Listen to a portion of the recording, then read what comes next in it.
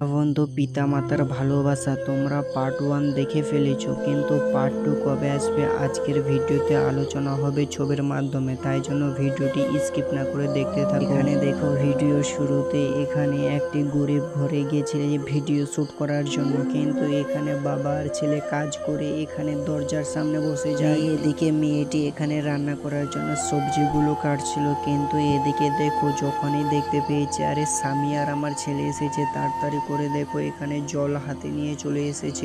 তাড়াতাড়ি করে এখানে গ্লাসের মধ্যে জল ঢালতে শুরু করে আর বলছে, এই নাও, তোমাদেরকে অনেক পিপাসা লেগেছে আমি দেখে বুঝতে পারছি, এই যে এক গ্লাস জল তুমি খাও। আগে তো নিজের স্বামীকে জলটা খেতে দিল, তারপরে এদিকে দেখো নিজের সন্তানকেও এদিকে জল খেতে দেয়। আর দেখো তার ছেলেটি বলছে, মা আমাকে আর এই কাজ করতে ভালো লাগে না, এত রোদের মধ্যে কাজ করতে ভালো লাগে না মা, আমি স্কুলে যেতে চাই, পড়াশোনা করতে চাই, আর আমি চাকরি করতে চাই, প্লিজ মা তুমি আমাকে আর কাজে পাঠাও না মাঠের মধ্যে। ছেলেটি এইগুলো কথা বলছিল আর তার মা শুনছিল। আর এদিকে দেখো তার বাবাও কিভাবে তাকিয়েছিল, বলছে হ্যাঁ ঠিক বলেছে আমার ছেলে আজ থেকে স্কুলে পাঠাতে হবে আর মাঠে নিয়ে গেলে হবে না। তো তার মাও এদিকে প্রচুর টেনশনে পড়ে গেছে, বলছে পয়সা কোথায় পাবো। তখনই তার মা বলছে, যত পয়সা লাগবে আমি আমার সন্তানকে স্কুলে পাঠাবো কাল থেকে। আর তার সন্তানকে বুকের মধ্যে জড়িয়ে ধরে বাবা এদিকে দেখো কিভাবে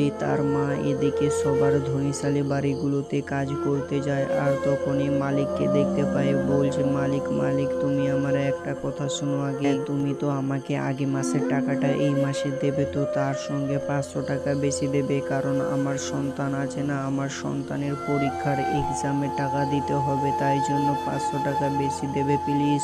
এদিকে দেখো ধনীশালী মানুষটা বলছে, আরে গরিব ছেলের আবার বাচ্চা পড়ছে নাকি স্কুলে, আরে গরিবরা কখনো পড়াশোনা করতে পারে না, কাজকর্ম ধ্যান দিয়ে এখানে। তো এদিকে দেখো এই গরিব ঘরের সামনে এই বাবা আর ছেলে মিলে খাবার খাচ্ছিল, তখনই তার মাকে দেখতে পায় এখানে ছোট বাচ্চাটি, আর বলছে মা তুমি কি আমার স্কুল ফি টাকা নিয়ে এসেছো।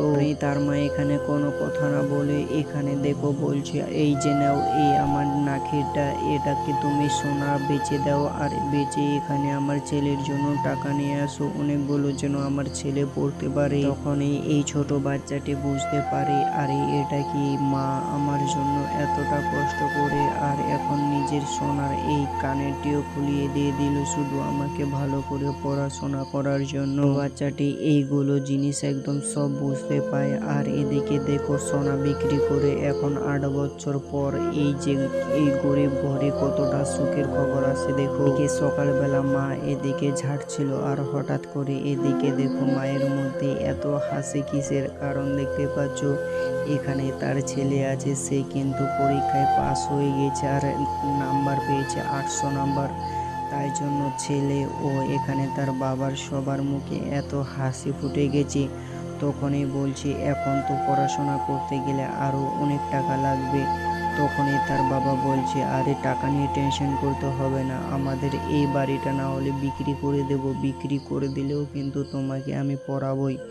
তখনই তার মা বলছে, হ্যাঁ একদমই ঠিক বলেছে, কারণ তুমি পড়াশোনা খুবই ভালো, তোমার জন্য আমরা সব কিছু করতে পারি, বাড়ি বিক্রি করতে পারি।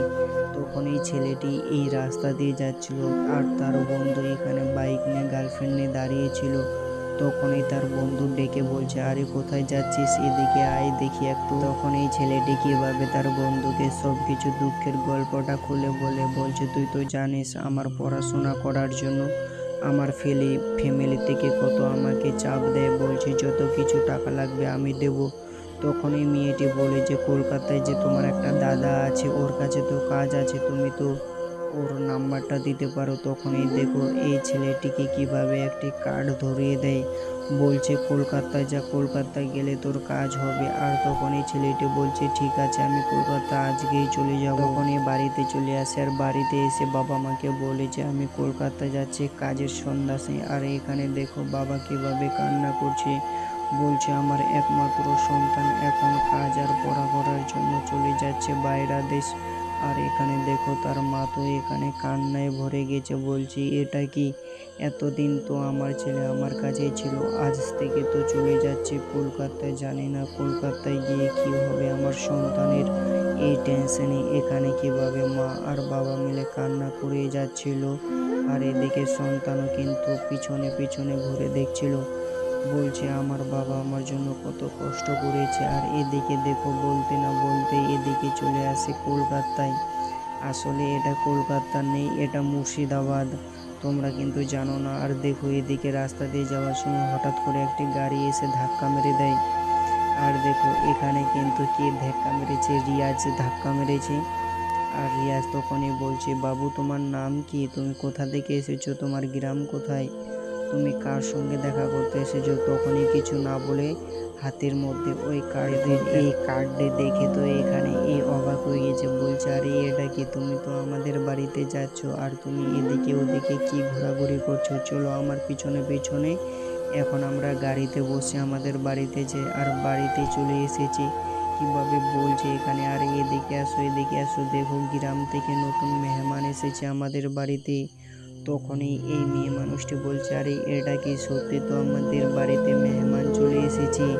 তখন এই সত্যি এখানে রিয়াজ বলছে, এটা কে পাঠিয়েছে জানো, আমাদের ছোট ভাই পাঠিয়েছে এই বিদেশে, এর পড়াশোনা এতটাই ভালো এখানে তারও। আর এখানে দেখো তখন এই রিয়াজের এখানে কিভাবে চলে এসেছে, তার মেয়ে বলছে এই যে দেখো একটি ছেলে এসেছে আমাদের বাড়িতে, এই পড়াশোনা খুবই ভালো। আর ছেলেটিও এখানে মেয়েটিকে দেখছিল। আর মেয়েটি বলছে, আরে এটা কি সত্যি, এ কি পড়াশোনা খুবই ভালো জানে নাকি। তখনই এখানে চা দিতে নিয়ে আসে। আর দেখো এখানে চা খেতে খেতে এদিকে কয়েকদিন পরে এই মেয়েটিকে কিভাবে পড়ানোর কাজে লাগিয়ে দেয়, বলছে তুমি আমার মেয়েকে পড়াবে আর তুমি নিজেও পড়বে। আর এইভাবে করতে থাকে, পড়াতে থাকি, কয়েকদিন এইরকম যায়। কিন্তু মেয়েটি ছেলেটিকে পছন্দ করতে থাকে, বলছে চলো না আমরা বাইরে থেকে ঘুরে আসি, সিনেমা দেখতে যাব, এদিকে ওদিকে ঘুরতে যাব। কিন্তু এখানে ছেলেটি কোনো মতনই যেতে চাইছে না, বলছে তুমি আগে পড়াশোনা করো তারপরে। কিন্তু ছেলেটি এইগুলো কথা বলছে যে পড়াশোনা আগে করো তারপরে ঘুরতে যাওয়া, কিন্তু মেয়েটি এগুলো কথা শুনছে না। তারপরে তার মাকে ডাকছে, বলছে মা মা তুমি এদিকে দেখো, আমাদের ভাইয়া তো আমাকে ঘুরতে নিয়ে যেতে চাইছে না, তুমি একে কিছু বলো প্লিজ। তখনই দেখো এইগুলো কথা বলে কিন্তু, আর এদিকে তার মাও এসে বলছে ঠিক আছে একে নিয়ে ঘুরতে যাও তুমি কয়েকদিন। তারপরে কয়েক বছর পর এখানে তাদের সঙ্গে কি হয় দেখুন। এদিকে গ্রামের তার বাবা কত কষ্টে আছে, কতদিন ধরে তার ছেলের কোনো খবর পায়নি, বলছে পোস্ট অফিসের মানুষকে আমার ছেলে কি কোনো চিঠি পাঠিয়েছে নাকি, কিন্তু তার ছেলে তো কোনো চিঠি পাঠায়নি এখানে পিয়ন মশাই বলে, কিন্তু তার বাবা বিশ্বাস করে না। তখন বলছে ঠিক আছে তোমার ছেলে চিঠি দিলে আমি তোমাদের বাড়িতে দিয়ে আসবো, তোমাকে টেনশন করতে হবে না। হ্যাঁ তোমাদের বলতে চাই যে পার্ট 2 আপলোড হবে না, এটা পার্ট 1 এই ভিডিওটা শেষ। অবশ্যই ভিডিওটা লাইক সাবস্ক্রাইব শেয়ার করো। তোমাকে ভিডিওটা কেমন লেগেছে কমেন্টে বলে যাও।